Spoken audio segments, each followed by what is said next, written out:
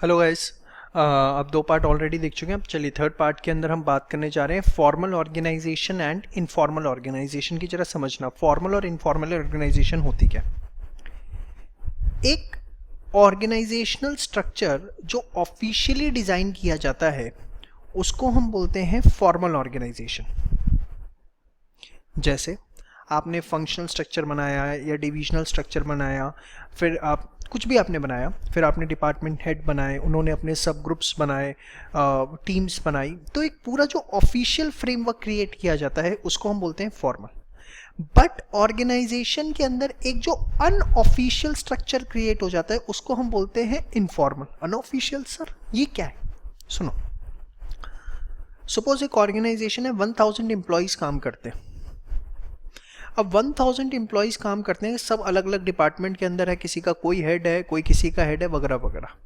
But जब lunch time होता है ये लोग आपस में मिलते होंगे, कुछ एक आपस में अट्रैक्शंस होते हैं, attractions on the basis of caste कि सारे बनिया एक तरफ हो गए, सारे पंजाबी एक तरफ हो गए, या हो सकता है कुछ एक ही स्कूल के लोग हैं, उसी ऑर्गेनाइजेशन में काम करते हैं, उनका ग्रुप बन गया, कुछ एक रीजन के अंदर सेम रहते हैं इसलिए उनका ग्रुप बन गया, लाइकिंग्स की वजह से ग्रुप बन गया। तो एक इस तरीके के जो ग्रुप बन जाते हैं ऑर्गेनाइजेशन के अंदर, दो ऑफिशियली रिकॉग्नाइज नहीं है वो, बट ये इस तरह के जो ग्रुप्स बन जाते हैं उसको बोला जाता है इनफॉर्मल ऑर्गेनाइजेशन। अगर आप देखें तो मैं पहले आपको इनफॉर्मली दिखाऊंगा। देखिए नीचे आपको दिख रहा होगा, informal organization is an aggregate of interpersonal relationship based on religious, caste, culture, liking. मतलब जो एक आपका, आप स्कूल जाते हो, क्या आपके स्कूल में सारे फ्रेंड्स आपकी क्लास के ही हैं, दूसरी क्लास के नहीं है? एक ग्रुप बन गया और आप देखोगे आपके ग्रुप जो भी आपका बना हुआ है कुछ तो कॉमन होगा। It can be caste, it can be religion, it can be likings की, सोचने का तरीका एक जैसा, कुछ भी कॉमन होता है कुछ। और वो जो एक ग्रुप आपका बन जाता है उसे, ये इस लेवल पे है, ऑर्गेनाइजेशन लेवल पे भी है, उसे हम बोलते हैं इनफॉर्मल ऑर्गेनाइजेशन। इसका सबसे बड़ा फायदा होता है साइकोलॉजिकल सेटिस्फेक्शन। जहां आप काम कर रहे हैं, अगर आपका एक ग्रुप है, एक वर्किंग ग्रुप आपका है, तो एक साइकोलॉजिकल सेटिस्फेक्शन रहती है कि कल दिन किसी तरह का प्लस माइनस कुछ होता है तो ये ग्रुप आपके सपोर्ट में खड़ा हुआ है। And is not designed by the or management as it arises spontaneously automatically. It is a complex network of social relationship among members. और आज के टाइम पे इसका रोल बहुत ज़्यादा बढ़ गया। कोई ऑर्गेनाइजेशन चाह कर भी इनफॉर्मल ऑर्गेनाइजेशन को अवॉइड नहीं कर सकती। आप कितनी रिजिडिटी फॉलो करोगे, इनफॉर्मल ग्रुप क्रिएट होने ही होने। आज के टाइम पर मैनेजर्स का ये रोल है कि वो इनफॉर्मल से ज़्यादा फायदा डालें। एग्जाम्पल के तौर पर सपोज मुझे अपने इंस्टीट्यूट के अंदर कुछ चेंजेस करने हैं। आई वॉन्ट कि हर 15 डेज पे पीटीएम हो, हर वीकली टेस्ट हो, कुछ और कॉम्प्लेक्स करना चाहता हूँ चीज़ों को। अब we have a team of around 20 faculty members. तो अब मैं अगर इंस्टीट्यूट में इस तरह का प्रोसेस लाना चाहता हूँ तो माइट भी 20 के 20 टीचर्स अपोज हो जाएं कि नहीं सर ये गलत है, ऐसे नहीं होना चाहिए, वगैरह वगैरह। तो मैंने क्या किया, जो भी मेरे टीचर्स हैं, कुछ मेरे फ्रेंड्स भी हैं, तो उनको मैंने ऐसी शेयर की बात की, यार मैं कुछ ऐसा सोच रहा हूँ, थोड़ा आइडिया दियो। उन्होंने या तो कहेंगे बहुत अच्छा है या उसके अंदर कुछ कमियां बताएंगे। तो हुआ क्या, मुझे एक इनफॉर्मली फीडबैक मिल गया कि जो मैं करने जा रहा हूँ, जो मैं अनाउंस करने की सोच रहा हूँ आने वाले दिनों में, वो पॉलिसी कितनी ठीक है। पता लगे मैंने फॉर्मली अनाउंस करी, उसके बाद 20 में से 12 टीचर उसके अगेंस्ट है, तो क्या मैं उसे सक्सेसफुली इंप्लीमेंट कर पाऊंगा? नहीं। इनफॉर्मली क्या है, आप 2-4 लोगों को बता के, जो आपके क्लोज हैं, फ्रेंड्स हैं, उनसे एक फीडबैक क्रिएट कर लेते हो, या एक जानने की कोशिश करते हो कि अगर आप इसे इम्प्लीमेंट करते हो तो कौन इसके अपोज हो सकता है, तो उसको आप उस तरीके से हैंडल कर लेते हो। एक फीडबैक इनफॉर्मल ऑर्गेनाइजेशन से बहुत अच्छा मिलता है। समझ में आई बात?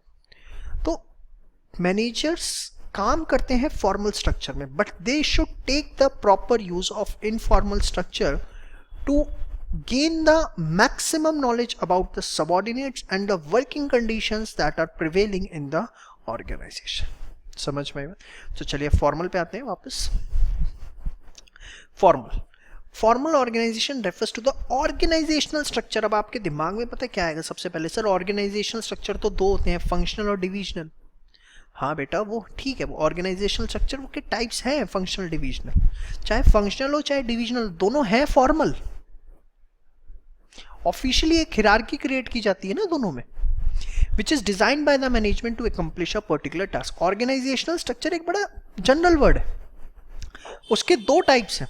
वन टाइप आपने देखी फंक्शनल डिविजनल के फॉर्म में, एक दूसरी टाइप आप देख रहे हो फॉर्मल और इनफॉर्मल के फॉर्म में। चाहे डिविजनल हो चाहे फंक्शनल हो, दोनों में आपको फॉर्मल भी मिलेगा और दोनों में आपको इनफॉर्मल भी मिलेगा। तो एग्जाम में क्वेश्चन अगर आ गया आइडेंटिफाई द ऑर्गेनाइजेशनल स्ट्रक्चर, और आपने पूरी केस स्टडी पढ़ी, उसमें आपको फंक्शनल डिविजनल दिख ही रहा कुछ, उसमें तो बातें ऐसी हो रही हैं कि ग्रुप बन गया है, वो आपस में चिट चैट करते रहते हैं, मैनेजर की बुराई करते रहते हैं, उसकी बातें करते रहते हैं। आप कह रहे हो यार फंक्शनल नहीं है डिविजनल नहीं, और पूछ रहा है ऑर्गेनाइजेशनल स्ट्रक्चर।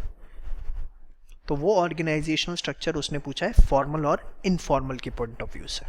ये मत कहना क्वेश्चन गलत है, क्वेश्चन गलत है, वहीं पे चिल्लाना चालू, क्वेश्चन ठीक है, समझ भाई। चलिए, formal organisation refers to the organisational structure which is designed by the management to accomplish a particular task.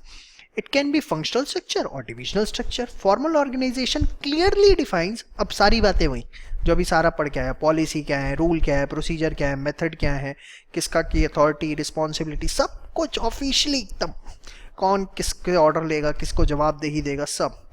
It can be understood as scalar chain, unbroken chain of command ranging from the top level of management to the lower level of management. Principle of management वाली definition चिपकाई है। अब देखिए जरा, formal structures आप day to day basis पे जो देखते हैं, जोमेटो, स्विगी, आप स्विगी पे फूड ऑर्डर करते हो, वो रेस्टोरेंट के पास जाता है, कंफर्मेशन मेल आता है कि उसने रेस्टोरेंट ने ऑर्डर एक्सेप्ट कर लिया है, फिर एक स्विगी का एग्जीक्यूटिव जाता है, उस ऑर्डर को पिक करता है और आपके घर पर डिलीवर करता है, ठीक है। फ्लिपकार्ट पे आप कोई ऑर्डर करते हो, वो सेलर के पास जाता है, सेलर कंफर्म करता है, फिर फ्लिपकार्ट का कोई रिप्रेजेंटेटिव जाके उस ऑर्डर को पिक करके आपको देता है। तो ये सारे क्या है, फॉर्मल स्ट्रक्चर, ठीक है बेटा। एडवांटेज, सबसे पहले easy to fix responsibility. Suppose order delay हुआ आपका, आपने फ्लिपकार्ट पे ऑर्डर किया, 3 दिन के एक्सपेक्टेड था, 5 दिन हुआ, आपने मेल डाला, भाई क्या दिक्कत है, ऑर्डर क्यों नहीं आया, तो पता लग सकता है। सपोज डिलीवरी मैन जा रहा था और वहाँ पे सेल्स में जो सेलर है वो ही पैक करके नहीं दे रहा था। तो जब आपने सारी चीज़ें ऑफिशियली कनेक्ट की होती हैं तो it is very easy to trace the person who is responsible for creating the difficulties in the entire process. पूरे प्रोसेस में डिफ़िकल्टी क्रिएट करने के लिए जो भी रिस्पॉन्सिबल है आप उसे इजीली आइडेंटिफाई कर सकते हैं। सेकेंड है अवॉइड डुप्लीकेशन ऑफ एफर्ट्स। अब ये डुप्लीकेशन ऑफ एफर्ट्स किस तरीके से, हर इंडिविजुअल की authority, responsibility, duty clearly define होती है और वो इस तरीके से की जाती है कि यूनिटी ऑफ कमांड फॉलो हो, ठीक है। वो अगला पॉइंट भी आपको दिख रहा होगा। और यूनिटी ऑफ कमांड अगर फॉलो हो रही है और यूनिटी ऑफ डायरेक्शन भी साथ साथ फॉलो हो रही है तो डुप्लीकेशन ऑफ एफर्ट्स भी आपके बचेंगे। यूनिटी ऑफ कमांड कॉमन है। गोल ओरिएंटेड, मेन मकसद ही होता है गोल्स को अचीव करना, एंड प्रोवाइडिंग स्टेबिलिटी। अगर आप फॉर्मल स्ट्रक्चर के हिसाब से काम कर रहे हो, जो भी आपकी ड्यूटीज रिस्पॉन्सिबिलिटीज हैं आप उनको प्रॉपर डिस्चार्ज कर रहे हो, तो आपको ऑर्गेनाइजेशन में स्टेबिलिटी रहेगी, आपको कभी भी जॉब से नहीं निकाला जाएगा, सबसे बड़ा फायदा। डिसएडवांटेजेस, डिले इन वर्क किस तरीके से, हर चीज़ एक ऑफिशियल चेन ऑफ कमांड से होता है। कई बार कुछ इमरजेंसी डिसीजंस लेने पड़ते हैं, वो भी पूरे एक चेन से, इसकी परमिशन, उसकी परमिशन, उसकी परमिशन, तो इस वजह से काम में डिले होना अंडर कॉमन है। Difficult to understand human relationship, example के तौर पे फॉर्मल स्ट्रक्चर सारा काम करता है टारगेट्स पे। जब आप कॉर्पोरेट दुनिया के अंदर जाएंगे ना तो आप इस चीज़ को एहसास करेंगे। A to Z टारगेट, आपको 40 दिन का एक टाइम दे दिया, एक टारगेट दे दिया, ये अचीव करना है। 40 दिन घर जाके बैठो या पूरे दिन पूरी रात काम करो, उन्हें मतलब नहीं। After 40 days your target will be analyse कि जो टारगेट दिया था उसके अगेंस्ट एक्चुअल परफॉर्मेंस क्या है। और वो सच्ची बोलूँ, वो टारगेट इतने होते हैं कि दिन में आपको 12 से 15 घंटे, 18 घंटे तक काम करना पड़ता है। कोई ह्यूमन रिलेशनशिप वहाँ अंडरस्टैंडिंग, घर में कितना ही अर्जेंट काम हो, कुछ हो, नथिंग मैटर्स एट ऑल।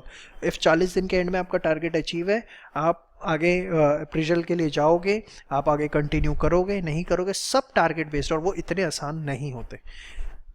आप इन चीज़ों का एक्सक्यूज नहीं ले सकते कि due to some personal reasons you are unable to achieve, and if it is due to some personal reasons then keep the personal reasons with yourself, and we are giving a lots of time to enjoy your personal reasons. मतलब वो आपको organisation से निकालने वाले हैं, सीधी सी बात, समझ में आया।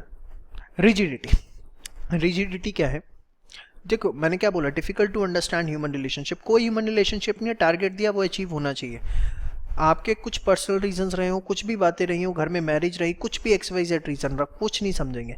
और इसीलिए इसको बोला जाता है रिजिडिटी, कि टाइम फ्रेमवर्क के अंदर काम होना चाहिए, वो किसी भी तरीके से हो। Formal structure aims to accomplish organizational target within the time frame. Therefore, it does not allow any deviation from the laid down policies and leads to